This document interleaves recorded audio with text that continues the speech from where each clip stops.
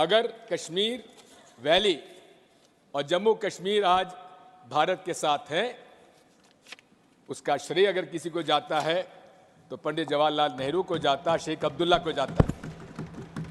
और दूसरी तरफ जूनागढ़, जहां बाहुल्य था हिंदुओं का, वहां नवाब साहब अपने हवाई जहाज में बेगमों को छोड़ गए, बाकी लोगों को ले गए और पाकिस्तान चले गए, लेकिन जूनागढ़ भारत का आज एक अंग है। आप कितना ही अमित शाह जी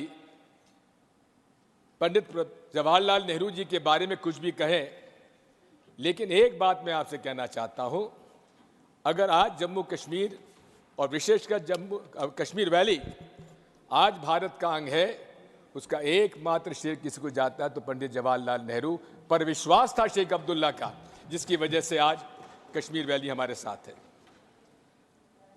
सर,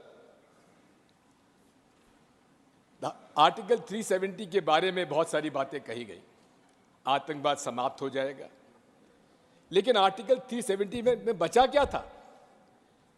90% जो अलग से आर्टिकल 370 के प्रोविजंस थे, वो तो इंडियन कॉन्स्टिट्यूशन के साथ उसमें समावेश कर दिए गए थे पहले, धीरे धीरे, इसलिए उसका कोई असर नहीं था।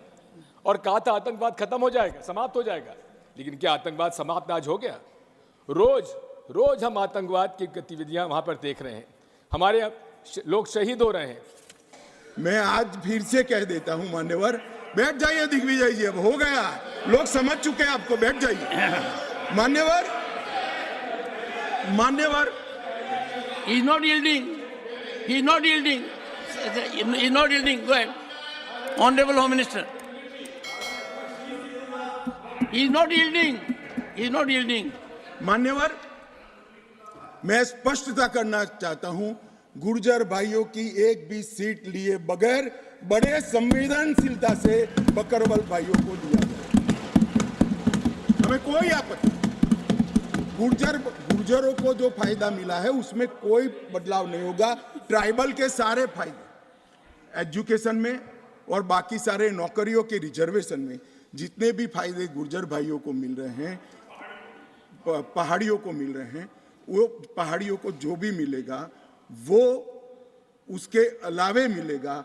एक भी नौकरी ना खत्म होगी, ना एक भी शिक्षा की सीट खत्म होगी, पूरा का पूरा अधिकार आपका भी रहेगा, उनका भी। मान्यवर, एक बहुत बड़ी चर्चा चली कि जवाहरलाल नेहरू जी का कश्मीर के लिए कंडक्ट और इस पर हमारा नजरिया थोड़ा तंग है।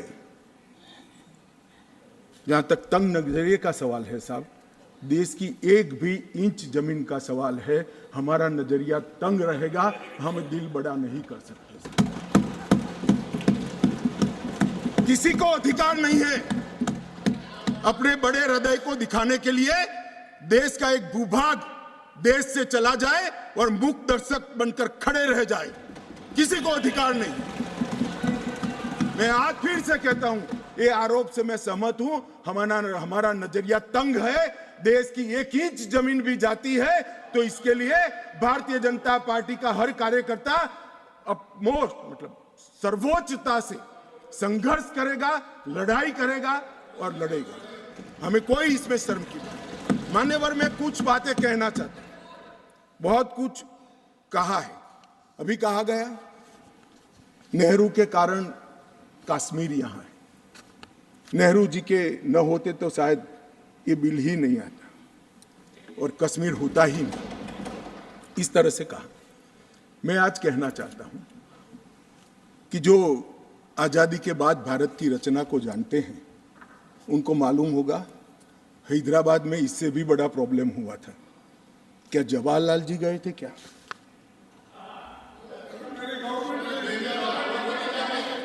तो यहां गवर्नमेंट नहीं, यहां नेहरू। क्या कर रहे हो खड़गे जी, अभी भी वापस आओ।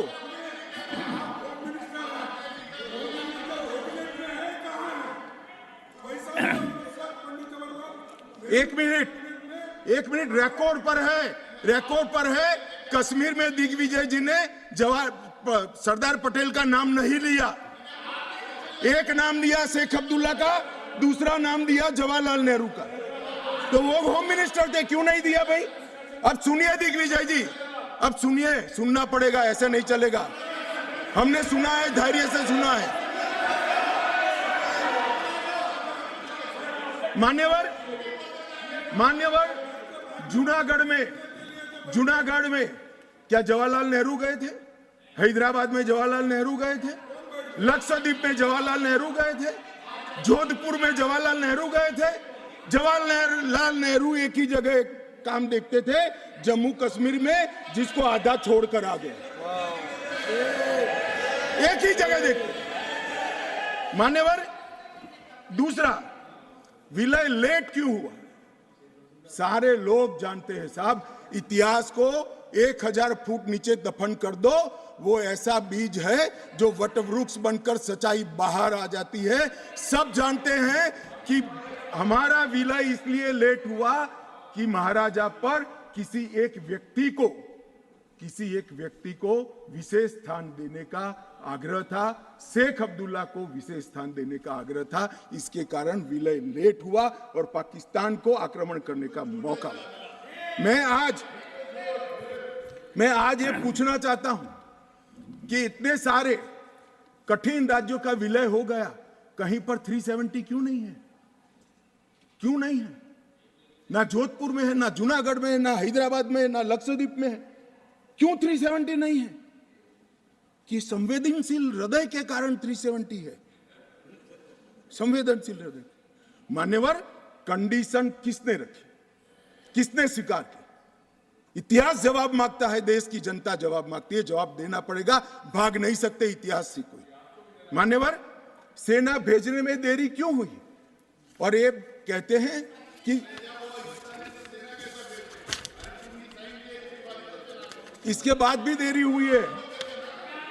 मैं साहब एक रेफरेंस सैम मानेकशॉ का देना चाहता हूं। फील्ड मार्शल सैम मानेकशॉ तब डायरेक्टर ऑफ मिलिट्री ऑपरेशंस थे। उन्होंने एक जगह पे कहा है कि कबीलाई हमलावर आक्रामक और लूट मचा रहे थे, तब चर्चा में ही व्यस्त थे। मैं व्यक्ति का नाम देना नहीं चाहता, वरना खड़े हो जाएंगे। तब एक मीटिंग में सैम मानेकशॉ मौजूद थे। सरदार पटेल जी ने नेहरू जी को कहा, जवाहर, आप कश्मीर चाहते हो या नहीं चाहते हो, देरी क्यों हो रही है? तब जाकर सेना भेजने का निर्णय हुआ है।